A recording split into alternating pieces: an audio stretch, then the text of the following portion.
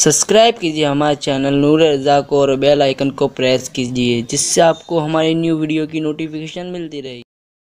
وسیلے کے متعلق یہ وسیلہ جو ہم اولیاء اکرام کو مناتے ہیں یہ فرض ہے یا واجب ہے یا سنت ہے یا مستحب ہے، قرآن و حدیث کی روشنی میں جواب کا مطالبہ اس نے کیا ہے، تو آپ فرما دیں گے۔ دیکھیے، سائل نے جو پوچھا ہے کہ وسیلہ فرض ہے یا واجب ہے، سنت ہے یا مستحب ہے، انہوں نے ایک سوال کیا ہے۔ سوال کی نوعیت جیسی ہوگی اس کا جواب بھی ویسا ہوگا۔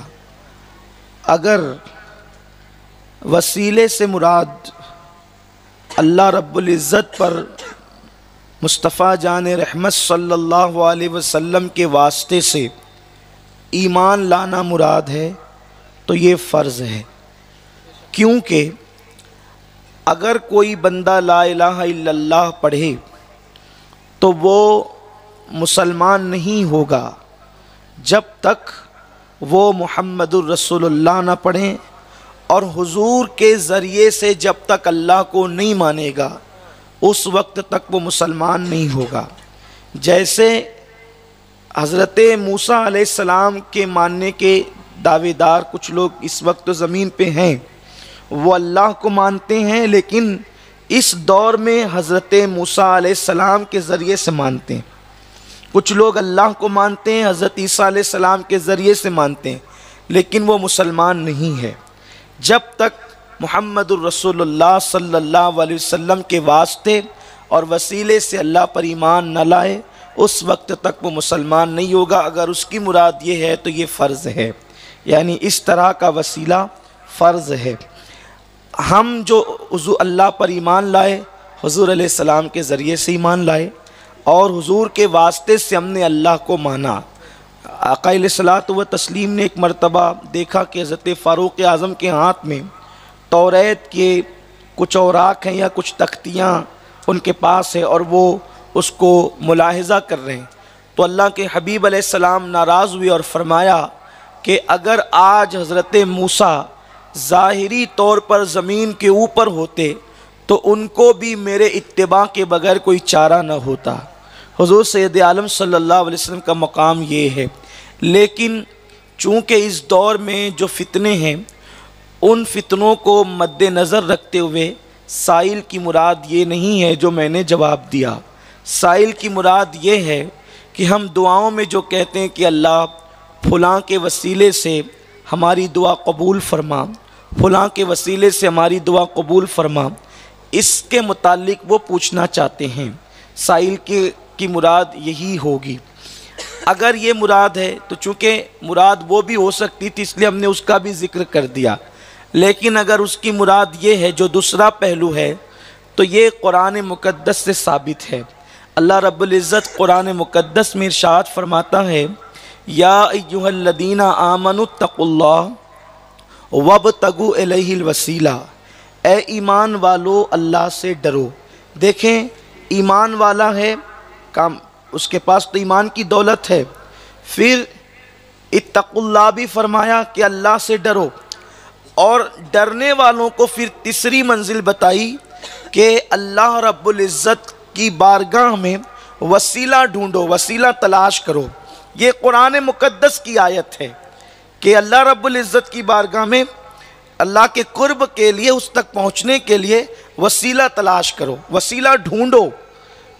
تو اس سے مراد یہ بھی ہے کہ آپ اولیاء اللہ کا وسیلہ، انبیاء کرام کا وسیلہ، صحابہ کرام کا وسیلہ، مقبولان بارگاہ کا وسیلہ رب کی بارگاہ میں پیش کر کے اس کا قرب حاصل کر سکتے ہیں، اور دعاؤں کی قبولیت جو ہے وہ رب کی بارگاہ میں حاصل کر سکتے ہیں۔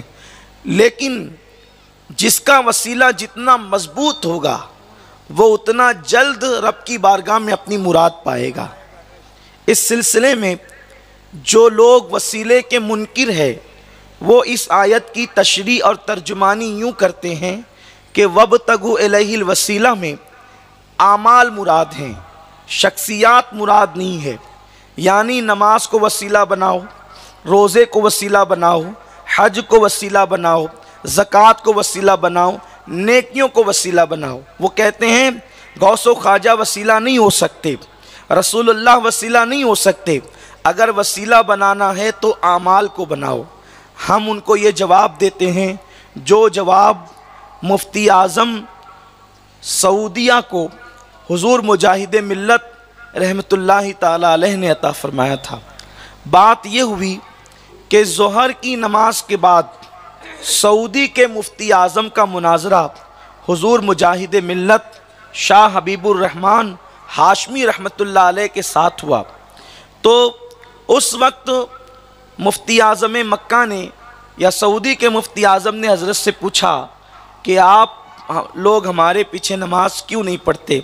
تو حضرت نے فرمایا کہ دو چیزیں ہیں، ایک تو یہ کہ تم ہمیں مشرک کہتے ہو، جب ہم تمہاری نظر میں مشرک ہیں تو پھر ہم سے نماز کا مطالبہ کیسا کہ مشرک پر تو نماز فرض ہی نہیں ہے، آپ ہمیں مشرک بھی کہتے ہو پھر ہم پر پریشر بھی کرتے ہو کہ ہم آپ کے پیچھے نماز پڑھیں۔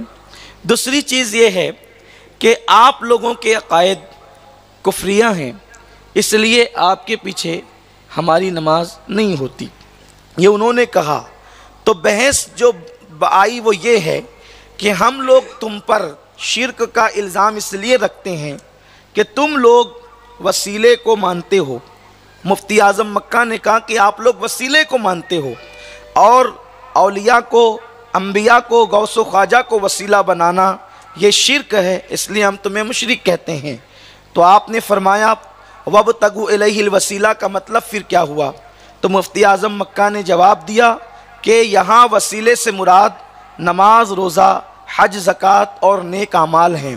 تو حضور مجاہد ملت نے ایسی دلیل قائم فرمائی کہ آج تک کے اس گروپ کا کوئی مولوی جواب نہ دے سکا، نہ اس وقت نہ آج تک۔ آپ نے دلیل یہ قائم فرمائی کہ مفتی صاحب آپ کہتے ہیں کہ رسول اللہ وسیلہ نہیں، غوث و خواجہ وسیلہ نہیں، صحابہ اولیاء وسیلہ نہیں، وسیلہ نماز، روزہ، حج، زکوٰۃ، نیک اعمال ہیں۔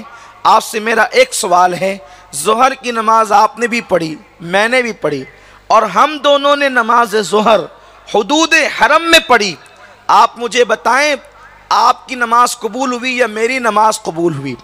دونوں میں سے کس کی نماز قبول ہوئی؟ آپ کے پاس گارنٹی ہے؟ اس نے کہا نہیں۔ امید کر سکتے ہیں کہ اللہ نے قبول کی، لیکن نہ میں اپنی نماز کی گارنٹی دے سکتا ہوں نہ آپ کی نماز کی گارنٹی دے سکتا ہوں۔ یعنی نماز کی قبولیت کی کوئی گارنٹی میرے پاس، کون سی نماز؟ جو حدود حرم میں پڑھی گئی ہے، اس نماز کی قبولیت کی کوئی گارنٹی مفتی اعظم مکہ نے نہیں دی۔ تو آپ نے دوسرا سوال کیا یہ بتاؤ رسول اللہ مقبول ہیں یا نہیں؟ تو اس نے کہا ان کی مقبولیت میں شک کیا ہے؟ تو حضور مجاہد ملت نے فرمایا تمہارے ہمارے وسیلے میں یہی فرق ہے، جس کو تم وسیلہ بناتے ہو اس کے بارے میں مقبولیت کے حوالے سے تمہیں خود اطمینان نہیں ہے، اور جسے ہم وسیلہ بناتے ہیں ان کی مقبولیت کی گواہی دشمن بھی دیا کرتا ہے۔ سبحان اللہ، سبحان اللہ، بہت خوب۔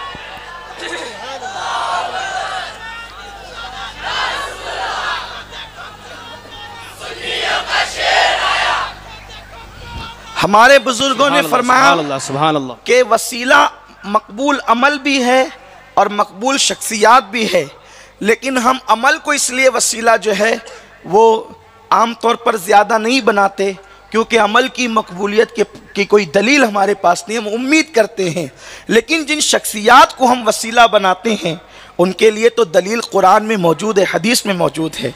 اچھا، وسیلے سے صحابہ نے بھی دعائیں کی اور حضور علیہ السلام نے خود دعا کی۔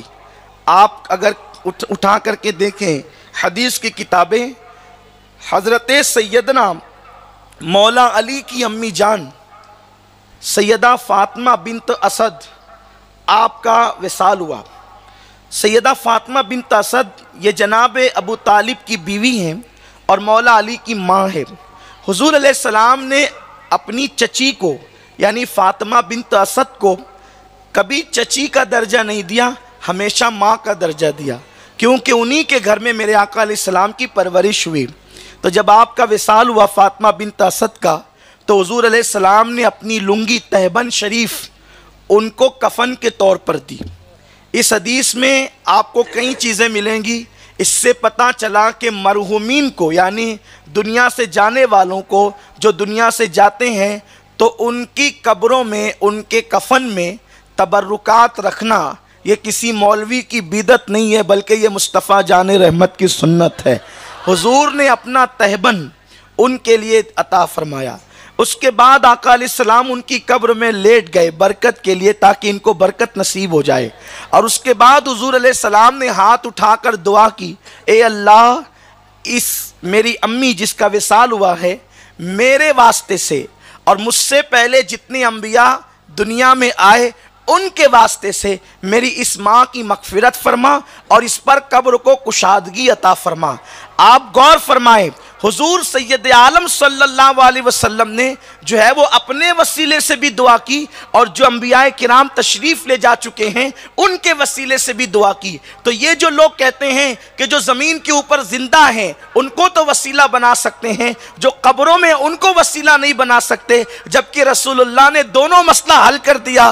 حضور نے جس وقت اپنے وسیلے سے دعا کی، حضور زمین کے اوپر ظاہری طور پر موجود تھے، اور انبیاء کرام جو قبروں میں تھے ان کے وسیلے سے بھی دعا کر کے بتا دیا کہ جب میں محمد زمین کے اوپر والے اور زمین کے نیچے والوں کے وسیلے سے دعا کرتا ہوں تو یہ بھی میری سنت ہے، وہ بھی میری سنت ہے۔ سبحان اللہ سبحان اللہ۔ اس لیے ہم وسیلے سے دعا کرتے ہیں، اور میں سمجھتا ہوں کہ اتنی بات بہت ہوگی، ورنہ دلیل بہت پیش کی جا سکتی ہے۔ یہ ایک عنوان ہے مستقل طور پر کہ وسیلے سے دعائیں کی جا سکتی ہیں۔